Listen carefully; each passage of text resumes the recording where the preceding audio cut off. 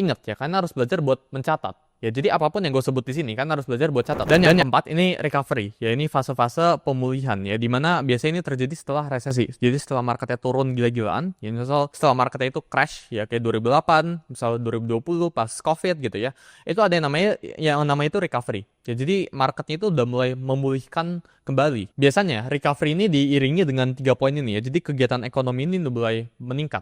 Ya, jadi misal orang itu udah mulai belanja lagi, permintaan mulai ada lagi, orang mulai nggak takut buat spending lagi, dan sebagainya gitu ya. Bisnis itu mulai jalan lagi, bisnis itu mulai expansion lagi, kita ngomong. Orang itu mulai berani buat bisnis lagi, orang itu mulai berani buat nggak sekedar defensif lagi. Orang itu udah berani sedikit-sedikit itu agresif sedikit. Gitu ya. Ini kita ada di fase recovery kalau kayak gini gitu ya. Dan kebijakan moneter yang mendukung, alias the Fed ini mulai turunin suku bunga perlahan gitu ya dan sebagainya.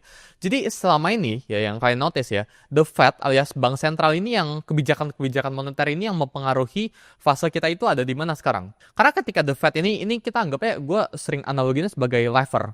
Ya, jadi ketika the Fed ini pengen mengatur ekonomi, ya mereka itu turun suku bunganya. Ketika mereka turunin suku bunganya, ya ekonomi berada dalam ekspansi gitu ya. Tapi ketika udah di peak, ketika udah di atas banget, ya the Fed ini naikin lagi levernya. Naikin levernya itu kemana? Ya dinaikin lagi suku bunga. Jadi the Fed ya, atau kita ngomong bank sentral ya, itu bertugas buat menjaga kestabilitasan ya suatu ekonomi negara. Ini contohnya ya, jadi tahun 2008 itu ada yang namanya itu subprime mortgage. Ini dimana housing crisis ya. Pada saat 2008